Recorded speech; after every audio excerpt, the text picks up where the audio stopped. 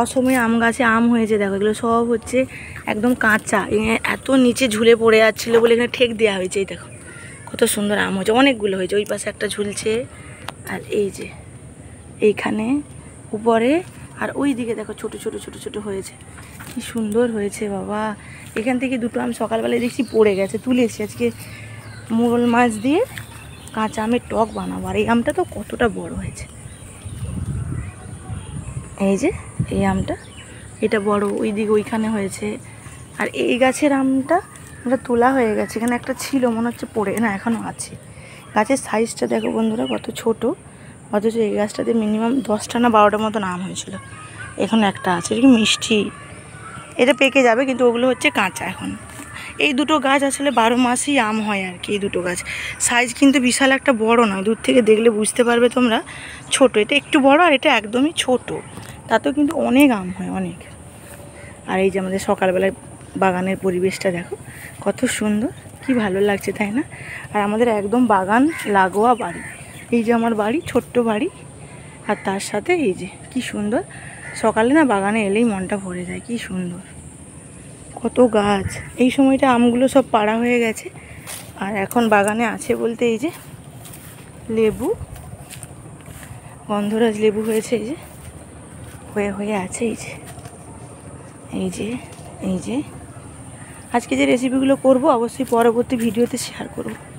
এখন আপাতত আমার বাগানটা দেখো, এই যে পেয়ারা গাছ তো অনেকবার দেখিয়েছি, আর এই দেখো সব পেয়ারা পড়ে নিচটা দেখো একদম সাদা হয়ে গেছে, সব পড়ে গেছে, পেকে পেকে এরকমভাবে পাকছে আর পড়ে যাচ্ছে। এই যে হাত দিলেই পড়ে যাবে, এই যে পড়ে গেল, এটাও দেখবে হাত দিলেই পড়ে যাবে, এই যে পড়ে গেল, নষ্ট হচ্ছে সব, এই যে নিচে পড়ে আছে।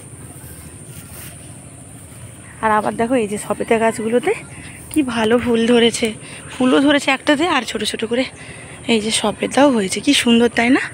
সকালবেলায় সত্যি কি ভালো লাগছে। আর এইটা হচ্ছে সেই বড় বড় যে বাজারে বিক্রি হয় না, সে কি বলে সেগুলোকে, কুল, বিলিতি কুল না কি বলে, ওইটা এই গাছটা। কোনো দিন যদি হয় সেটা তো অবশ্যই শেয়ার করব। আর সব থেকে ভালো আমার বাগানের ভিউ, এই যে লাইন দিয়ে যে আমরা ছোট্ট ছোট ফুল গাছগুলো লাগিয়েছিলাম, এগুলোকে রঙ্গন গাছ বলে।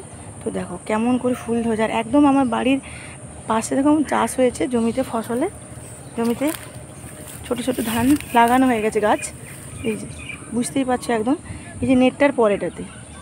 আর কেমন রঙ্গন গাছগুলোতে ফুলগুলো হয়েছে দেখো, পুরো বাগানটাতে লাগানো ছিল, ওই মরে গেছে আর কি গাছগুলো, সবগুলো নেই, ওই পুরো দুটো রো আছে, এই যে ওই দিক থেকে এই যে এই দিকটাতে। আবার দেখো কেমন প্রজাপতিগুলো উঠছে, কি ভালো লাগছে। সকালবেলায় তোমাদের সাথে শেয়ার করব বলে চলে এসেছি, এখন তো আমার নিজেরই ভালো লাগছে। দেখো বন্ধুরা কি সুন্দর কালো প্রজাপতিটা, ফুল হয়েছে না কালো, এই যে একটা দেখো, এটা আবার আরও সুন্দর, কি ভালো লাগছে তাই না? আমার বাগান তোমাদের কেমন লাগে অবশ্যই জানিও।